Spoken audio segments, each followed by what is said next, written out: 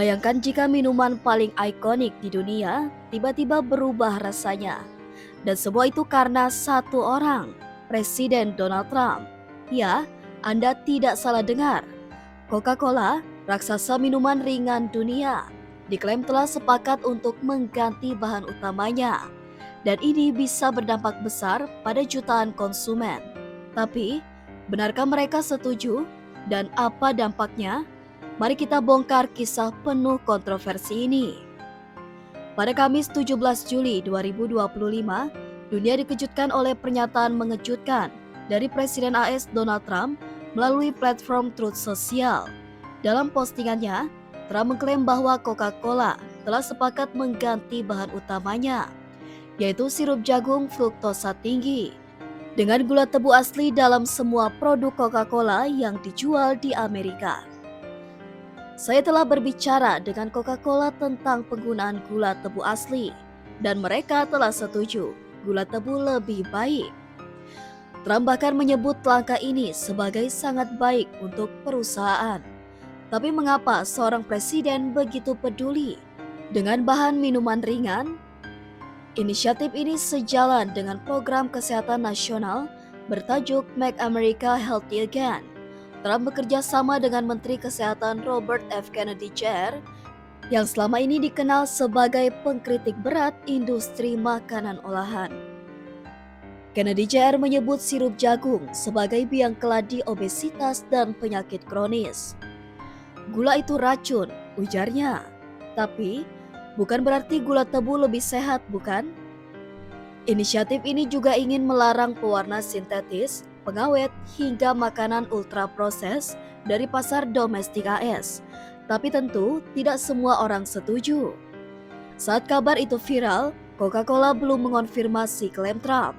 Mereka hanya merilis pernyataan singkat bahwa detail lebih lanjut akan segera diumumkan terkait penawaran inovatif baru. CEO Coca-Cola James Quincey memang pernah menyatakan bahwa perusahaan sedang mencoba mengurangi kadar gula, tapi tidak menyebut soal perubahan bahan utama. Artinya, bisa jadi Trump terlalu cepat menyimpulkan, atau bisa juga ini memang sedang dalam proses di belakang layar. Tapi ini bukan hanya soal rasa, ada jutaan dolar dan ribuan lapangan kerja di balik komposisi gula ini.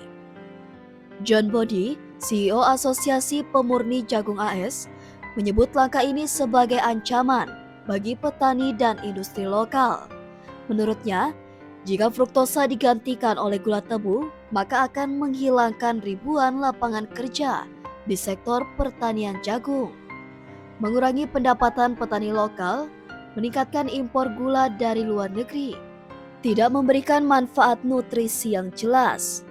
Sebaliknya, banyak aktivis kesehatan mendukung langkah ini karena fruktosa disebut lebih mudah memicu resistensi insulin, perlemakan hati, dan obesitas. Meski FDA sendiri menyatakan belum ada bukti fruktosa lebih berbahaya dibanding pemanis lain jika dikonsumsi dalam jumlah sama. Lucunya, Donald Trump dikenal sebagai penggemar berat Coca-Cola Diet. Media pernah melaporkan bahwa ia minum hingga 12 kaleng diet Coke setiap hari saat menjabat di Gedung Putih. Bahkan, ia punya tombol khusus di meja ruang oval untuk memesan minuman itu. Ketika tombol itu ditekan, staf Gedung Putih akan segera datang membawakannya sekaleng minuman favorit. Banyak yang bertanya, apakah benar gula tebu lebih sehat? Jawabannya, tidak sesederhana itu. Meski berasal dari tanaman alami, gula tebu tetaplah gula. Kelebihannya hanyalah sedikit lebih minim proses dibanding sirup jagung fruktosa tinggi, dan mungkin tidak memicu kadar insulin secepat fruktosa, tapi tetap memiliki dampak negatif jika dikonsumsi berlebihan. Menurut FDA, tidak ada perbedaan keamanan yang signifikan antara sirup jagung fruktosa tinggi, sukrosa, madu, atau pemanis tradisional lainnya selama dikonsumsi dalam jumlah yang sama. Jadi, apakah Coca-Cola benar-benar akan berubah resep? Mungkin, Tapi yang jelas, pernyataan Trump membuka kembali debat lama tentang apa yang sebenarnya kita minum setiap hari.